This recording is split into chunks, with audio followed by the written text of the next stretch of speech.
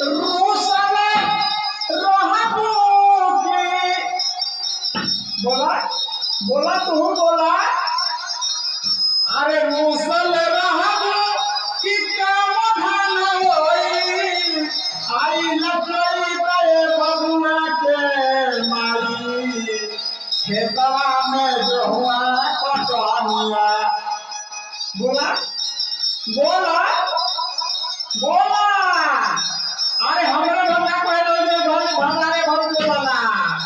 अरे रहबो ससुरा कटरही के परी कटनिया बोला बोला अरे रहबो ससुरा कटरही के परी कटनिया हो साझी खून चली जो चमरिया हो रोइला से बची न जनवा मनू बोला